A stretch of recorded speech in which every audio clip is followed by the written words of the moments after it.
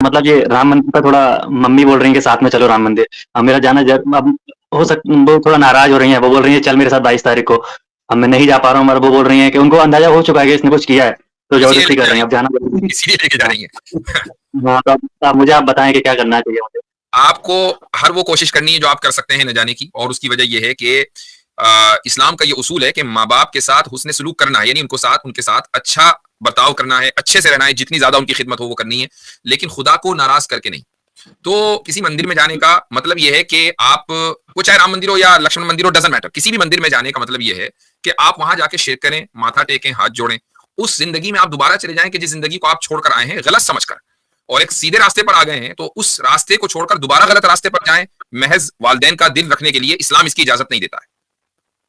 इसका एक तरीका मैं आपको बता देता हूँ। हाँ, आप उसको, मैं तरीका आपको एक बता देता हूँ। आप अपनी वालिदा जी को कहें कि मैंने वचन लिया है कि जब तक श्री राम जी का ऐतिहासिक प्रमाण सिद्ध नहीं होता ना उनके अस्तित्व का और जन्मभूमि का, मैं तब तक मंदिर में नहीं जाऊंगा। ये दलील रखें। सही बात है। आपको ये बात करने की जरूरत ही नहीं है कि मैं इस्लाम में दाखिल हो गया या मैं नमाज पढ़ूंगा। आपको पहले ऐतिहासिक तौर पर साबित करो। हाँ, उन्होंने कहा मैंने ये नियत बांध लिया, ठीक है ना, कि जब तक सिद्ध नहीं होगा। अगर कोई इस तरह की बात हो, मतलब, लेकिन ये कि मैं समझता हूँ कि एक देखें, हर औलाद को पता होता है वालिदैन की कमजोरी, कि उनको जो है चकमा किधर देना है।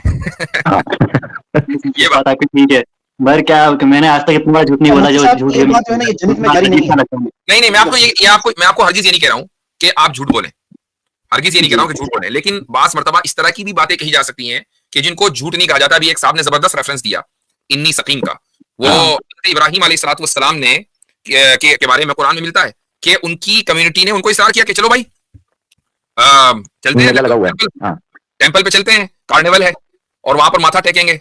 और तो उन्होंने क्या कहा, उन्होंने कहा तुम लोग जाओ, मैं तो बीमार हूं, सकीम, ठीक है। अब बीमारी जो है वो दोनों तरह की हो सकती है, वो फिजिकली भी है, वो उसका मैं तर्जुमा करता हूं इंग्लिश में, I am sick of it, ये भी इन्नी सकीम है। तो इसको ये नहीं कहा जाएगा कि हज़रत इब्राहिम अलैहिस्सलाम ने झूठ बोला, अगरचे बज़ाहिर ऐसा लग रहा है लोगों के एतबार से कि वो बीमार नहीं थे, लेकिन उन्होंने अपने आप को बीमार बोल दिया। तो और मैं एक चीज, तो भाई अब ये शिर्क जो है वो एक सिकनेस है, और आप उस सिकनेस को इख्तियार नहीं करना चाहते, या आपने उसको छोड़ दिया। तो अगर आप ये कहेंगे कि मैं बीमार हूं, और बीमारी से मुराद जो है वो कि भाई मैं या बीमार हो जाऊं, I am not feeling well, है ना, I am not feeling well. अब देखिए कितना अच्छा जुमला है।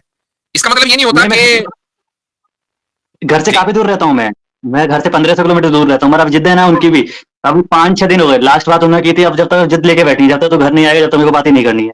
ठीक, आप भी उस दिन तक ना घर जाएं जब तक कि ये सारे मामला ठंडे ना हो जाए, और बात ना करें, कोई मसला नहीं है, चूंकि खालिक को और क्रिएटर को, उस खुदा को नाराज नहीं किया जा सकता कि जिसका हक हमारे ऊपर हमारे माँ बाप से ज्यादा है, बात खत्म।